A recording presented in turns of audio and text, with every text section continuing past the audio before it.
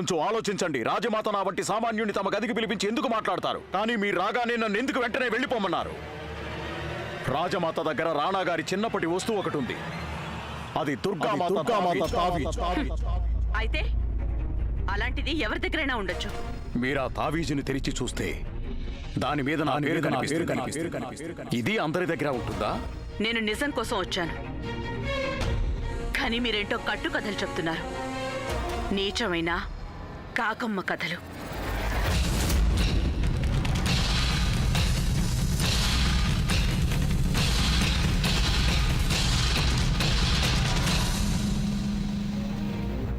రాజమాత, ఈ పూజ ఏదో మామూలు పూజ కాదు.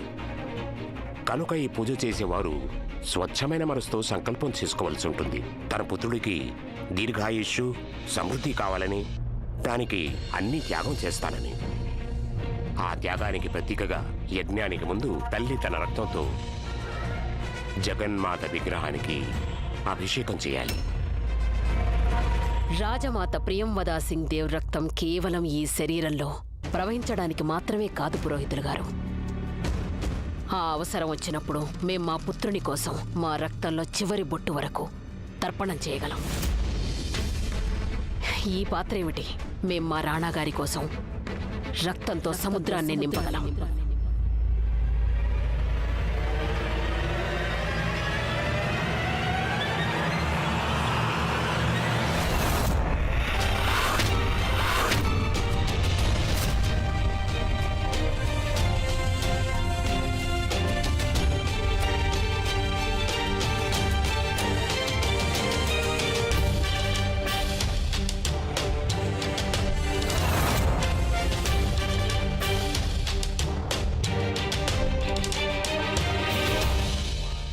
రాణాగారంటే రాజమాతకి ఎంతో మమకారం.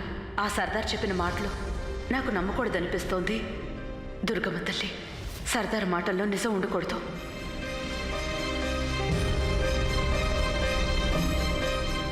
మేమే పరీక్షలు చేయించుకోము, మాకు లోతైన గాయాలేవి తగ్గలేదు, ఇలాంటివేవి మాకు అవసరం లేదని చెప్పేశాను. కనుక మీరు ఇక్కడి నుంచి వెళ్ళిపోండి. చూడండి, అలా పరీక్షలు చేయించడం ఇష్టం లేదంటే మీకు నేను కొన్ని మందులు ఇస్తాను, వీటిని నేను చెప్పినట్టు తీసుకోండి.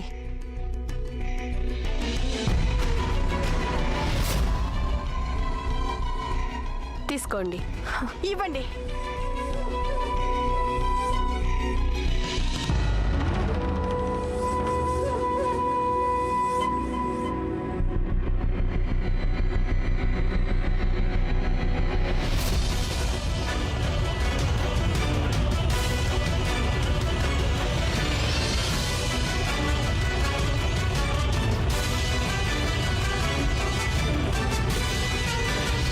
రాణి గాయత్రి నా మాటలు దొంగచాటుగా ఎందుకు విన్నారు? అవన్నీ తను విన్నప్పటికీ మాట్లాడకుండానే వెళ్ళిపోయారే. అయితే గాయత్రి గారికి నా మీద రాజేశ్వరి వైద్య పరీక్షలు ఎందుకు చేయించుకోనంటోంది? అయితే సర్దార్ గురించి తను చెప్పిందంతా అబద్ధమై ఉంటుందా? అంటే సర్దార్ చెప్పిన మాటల్లో కొంచెం అన్న నిజం ఉండొచ్చా? అంటే నిజంగానే అతను చెప్పిన మాటల్లో నిజం ఉండే అవకాశం ఉంటుందా? ముందు ఈ ప్రశ్నకి నేను జవాబు తెలుసుకొని తీరాలి. కొయ్యతో తయారైన ఖడ్గంతో దూరం నుంచి పిల్లల్ని భయపెట్టగలవంతే, కానీ దాంతో శత్రువుల దాడిని ఎదుర్కోలేం. మనం పిల్లల్ని భయపెట్టాం గాని మన దగ్గరున్న ఈ కొయ్య ఖడ్గం శత్రువులు దాడి చేసే ముందే విరిగిపోతోంది. మేము ఆ డాక్టర్ని ఆపకపోయి ఉంటే ఆ క్షణంలోనే అందరికీ తెలిసిపోయి ఉండేది. సర్దార్ నన్ను తాకనైనా తాకలేదని. నోరు ముయ్యవే పిల్ల. ఈ రహస్యాన్ని ఇలా బిగ్గరగా అరిచి గోల చేస్తావే? నీ మనస్సులో కూడా దాని గురించి ఆలోచించకూడదు. ఈ గోడల నిండా చెవులే ఉన్నాయి. ఒకవేళ గాయత్రికి సందేహం కలిగితేనో? మేము అదే ఆలోచిస్తున్నాం. మహల్లో అన్ని విషయాల్లోనూ జోక్యం కలగజేసుకుంటోంది గాయత్రి. కానీ నువ్వు డాక్టర్తో మాట్లాడిన దాని గురించి ఏమీ అనలేదే. ఇలా మాటలు తగ్గించిందంటే బుర్రలో ఆలోచన పెరిగినట్టు అర్థం. ఖచ్చితంగా ఆ గాయత్రి బుర్రలో ఏవేవో నడుస్తున్నాయి. అవి ఏమై ఉంటాయి? ఏమిటవి?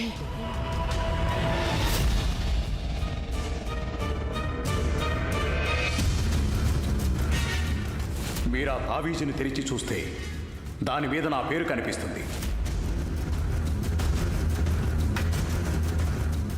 నేను రాజమాత గదిలోకి వెళ్ళి ఆ తావీజ్ ఎక్కడుందో వెతకాలి.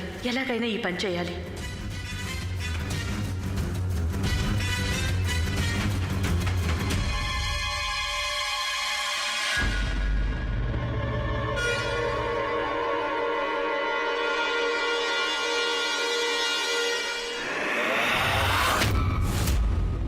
ఏమైంది రాణి గాయత్రి? మీరెందుకో కంగారు పడుతున్నారే? లేదు పెద్దరాణి అమ్మ, అలాంటిదేమీ లేదు. మేము ఈ కుటుంబ పెద్దగా ఉండే అధికారాన్ని ఎప్పుడో కోల్పోయాం. కుటుంబ పెద్దగా కాదు, మిమ్మల్ని చూసి మనసు ఉండబట్లేక అడుగుతున్నాం. ఏవంతి, మీరెందుకు దిగులు పడుతున్నారు? ఎవరన్నా ఏమన్నా అన్నారా? లేదు, అలాంటిదేం లేదు. ఏదో కొంచెం వేడుకలు ముగిశాక నాకు కొంచెం అలసటగా ఉంది. ఇప్పుడు కాసేపు పడుకోవాలి. మీరు విశ్రాంతి తీసుకోండి. ఇప్పటికే మీరు ఇంకా పూర్తిగా కోలుకోనే లేదు. నేను వెళ్తాను.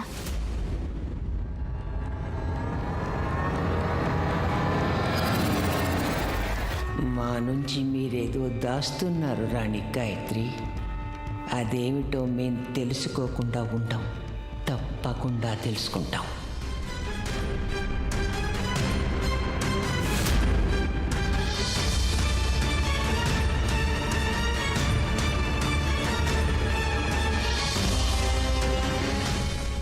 రాజమాత, నిజానికి ఈ పూజలో మాతా పిత ఇద్దరూ పీటల మీద కూర్చోవాలి. కానీ పెద్దరాణగారు ఎన్నో సంవత్సరాల క్రితం స్వర్గస్థులయ్యారు. ఆ కారణంగా మీరు రాణాగారికి బాల్యంలో పెద్దరాణగారు ఇచ్చిన వస్తువు ఏదైనా తీసుకొచ్చి పూజలో ఉంచండి. మీరు హోమానికి సిద్ధం చేయించండి పురోహితులు గారు. మేమది తీసుకొస్తాం.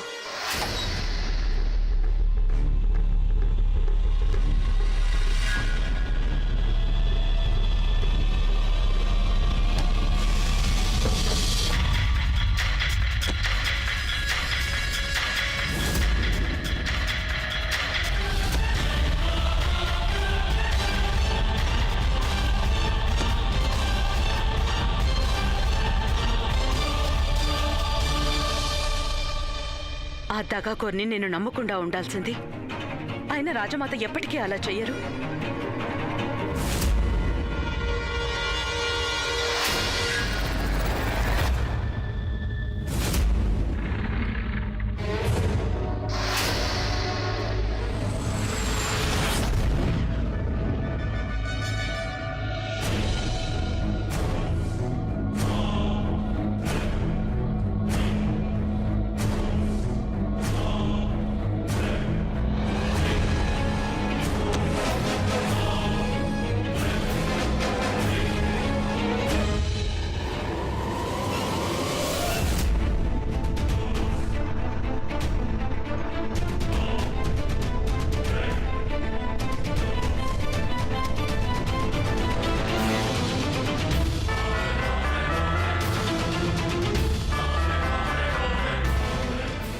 మీరా తావీజుని తెరిచి చూస్తే దాని మీద నా పేరు కనిపిస్తుంది.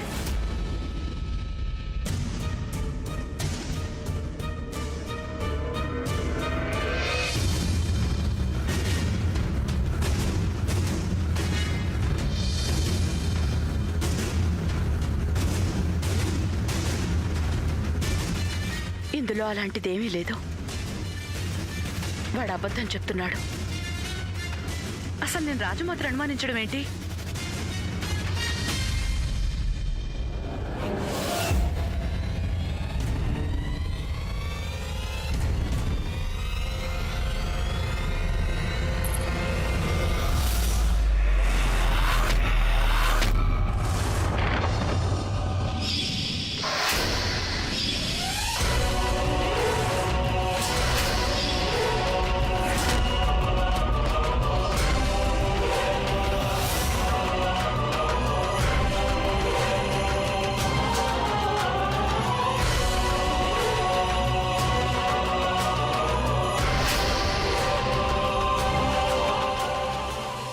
రాణా గారి నిర్ణయాన్ని ఎలాగైనా మార్పించాలి, లేదంటే అనర్థం జరిగిపోతుంది. ఓ పుత్రుడు కన్న తండ్రిని హతమారుస్తాడు.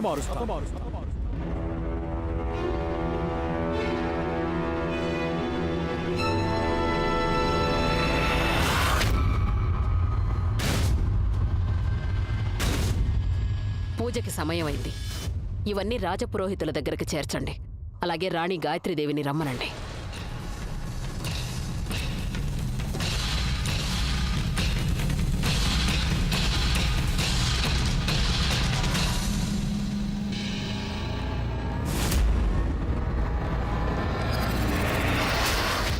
ఈ తలుపు తెరిచిందేంటి?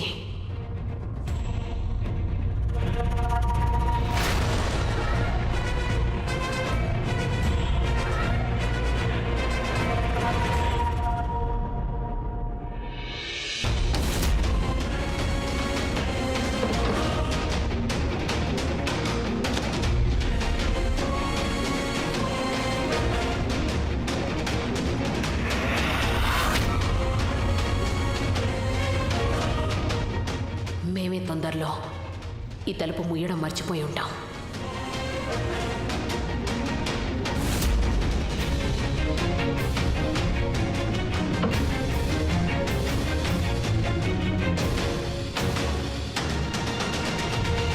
సర్దార్ పేరున్న తావీజుని రాజమాత ఇంత పదిలంగా ఎందుకు దాచినట్టు? అయితే సర్దార్ అంటున్నది నిజమేనా? నిజానిజాలు తేల్చటం రాజమాతకే సాధ్యమవుతుంది. ముందు వారితో మాట్లాడాలి.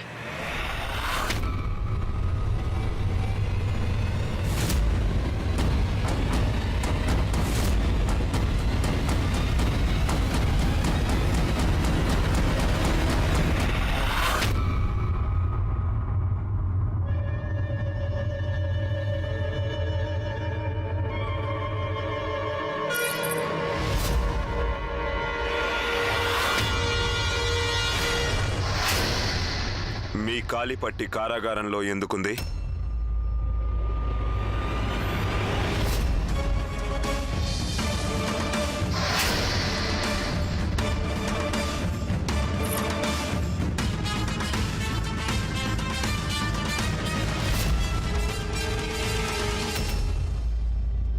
అది గాయత్రి, మీరు మా నిర్ణయాన్ని ఎందుకు కాదంటున్నారు? ఎందుకు మీరు ఆ ఒంటికన్ను వ్యక్తిని కలవడానికి వెళ్ళారు? మీ కోపం న్యాయమైందే రాణాగారు, కానీ మనతో రాజేశ్వరి నిజం చెప్పలేదని నాకెందుకు అనిపిస్తోంది. తను ప్రవర్తించిన దాన్ని బట్టి చూస్తుంటే తనే సర్దార్ని ఇరికించిందని. మీకు తెలుసా, తను వైద్య పరీక్షలు కూడా చేయించుకోనంది. అయితే మరి ఇవన్నీ? తను వైద్య పరీక్షలు చేయించుకోనంత మాత్రాన తను చెప్పినవన్నీ అబద్ధాలా? గాయం లోతుగా అయినప్పుడు ఆ సమయంలో చల్లగాలి వీచినప్పటికీ నొప్పి ఎక్కువ అవుతుంది. పాపం ఆ అమ్మాయి మనసు గాయపడింది. అంత మాత్రాన తన లోకంలో అందరి ముందు తన బాధను బట్టబయలు చేస్తూ తిరగాలని మనం మాత్రం ఎలా అనుకుంటాం? మీ మాటలన్నీ నిజమే రాణాగారు. మీరు ఒక్కసారి సర్దార్ మాటలు విన్నారండి? మీరు రాజేశ్వరి చెప్పింది నిజం కాదని నిరూపించాలని ఎందుకు పట్టుబడుతున్నారు గాయత్రి? మీ అనుమానం ఎవరి మీద? మా మీద, లేక మా న్యాయం మీద? లేదంటే అనర్థం జరిగిపోతుంది. ఓ పుత్రుడు కన్న తండ్రిని హతమారుస్తాడు. మీ మీద, మీ న్యాయం మీద నాకు పూర్తి నమ్మకం ఉంది. మనస్ఫూర్తిగా చెప్తున్నాను. కానీ మీరు మర్చిపోతున్నారు. మీరు సర్దార్కి శిక్ష మీరే అమలు చేయబోతున్నారు. కాలం కలిసిరాక మీ చేతుల మీదుగా ఒక నిర్దోషి ప్రాణం తీసిన పాపం మీ మీద. పాపం ఎప్పుడు జరుగుతుందంటే మేము ఒక అబలకి న్యాయం చేయడంలో విఫలమైనప్పుడు. ఆ రాజేశ్వరి మన శత్రువు చెల్లెలైనందుకే కదా మీకు అనుమానం? పరాయిదనేగా. అలా తను పరాయిదైతే మరి ఆ సర్దార్ మనకేమన్నా ఆత్మీయుడా? ఒకవేళ ఆత్మీయుడు అయినప్పటికీ న్యాయానికి తన పరా తేడాలుండవు గాయత్రి. గాయత్రి, ఆ మనిషి మీ మనస్సులో భావాల్ని మనకు వ్యతిరేకంగా వాడుకుంటున్నాడు. కానీ మేము ఆ కుట్రలో ఇరుక్కుపోలేం. మేం మా నిర్ణయాన్ని మార్చుకోలేం.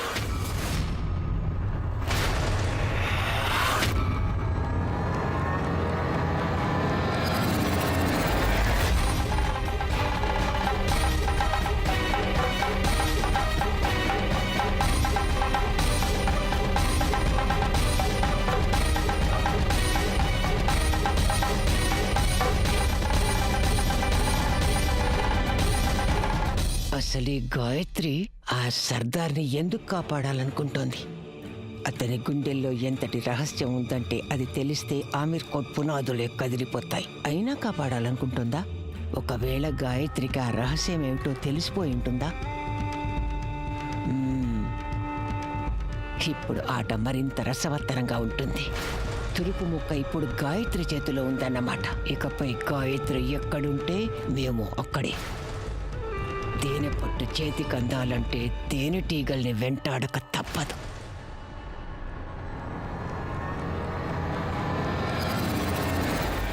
ఇప్పుడు మీ చేతికి తోరం కట్టుకోండి. అది మీ పుత్రుడి రక్షణ కోసం మీరు చేసిన సంకల్పానికి ప్రతీక. ఆగండి ఆగండి ఆగండి.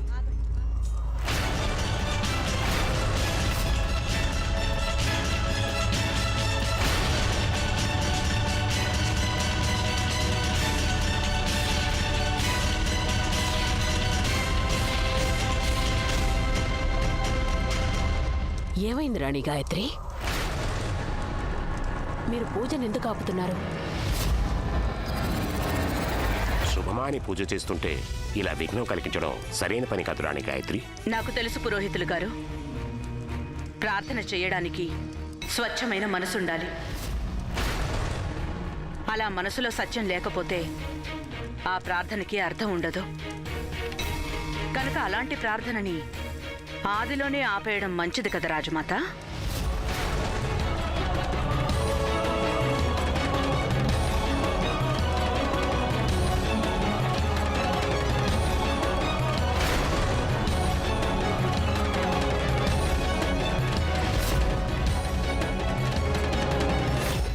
రండి.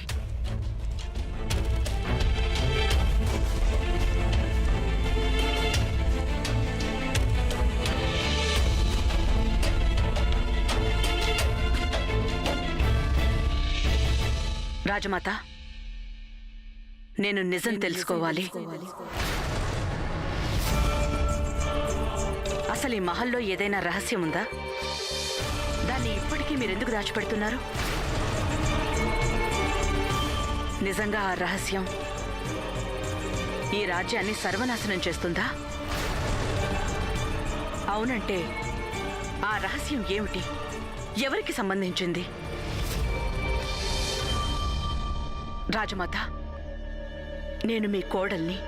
మిమ్మల్ని ప్రశ్నించే అధికారం నాకేమాత్రం లేదు. అందుకే మిమ్మల్ని వేడుకుంటున్నాను, మీరు నాకు నిజం చెప్పే తీరాలి. అయిందా రాణి గాయత్రి? ఇంకా ఏమైనా మిగిలుందా? తెలివి మీరిన వాళ్ళు ఈ అత్త కోడళ్ళిద్దరు గుసగుసలతోనే తగు ఆడుకుంటున్నారు. ఏం జరుగుతుందో తెలియట్లేదే. మీకెవరో లేనిపోనివన్నీ చెప్పారు. ఎవరో ఏదో అనుంటారు. ఎవరివన్నీ చెప్పారు గాయత్రి మీకు? సర్దార్.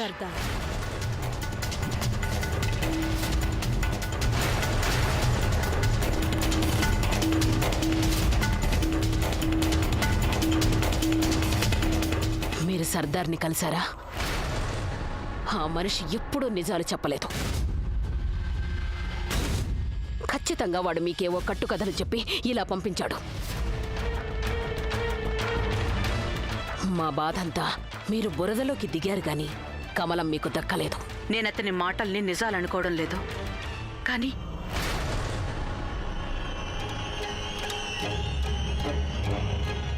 కానీ ఏంటి? కానీ ఈ తావీజు చూశాక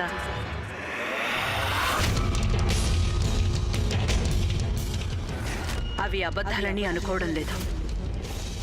చనిపోతున్న ఓ మనిషి ఇలాంటి కట్టుకథలు ఎందుకు చెప్తాడు అన్నట్టు ఆ రోజు నేను సర్దార్ని మీ గదిలో చూశాను. కానీ ఏంటి రాణి? మేము మీకు ఆ రోజే చెప్పాం కదా అతను మా గదిలోకి ఎందుకొచ్చాడు అన్నది. రాజమాత, మీరెందుకో కొన్నాళ్లుగా చాలా కంగారుగా కనిపిస్తున్నారు. నాకు తెలుసు మీకు అవినాష్ ఇక్కడ ఉండడం ఇష్టం లేదు. అయినప్పటికీ మీరు మీ ఇష్టానికి వ్యతిరేకంగా వాళ్ళని ఈ మహల్లో ఉండమన్నారు. ఎందుకని? మీ గుండెల్లో ఏదైనా బాధ ఉంటే అది నాకు చెప్పండి. నేను మీ కోడల్ని కాదు. కుమార్తెను అనుకోండి. ఓ కూతురు తన తల్లి బాధని తగ్గించలేకపోతే ఇంకెవరు చేస్తారని?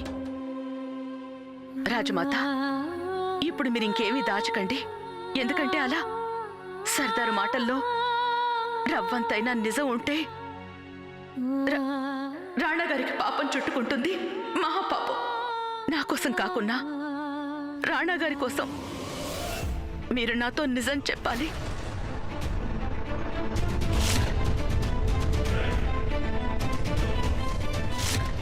మీకు నిజం తెలియాలి కదూ. మీకు ఆ నిజం ఏంటో చెప్తాం మేము.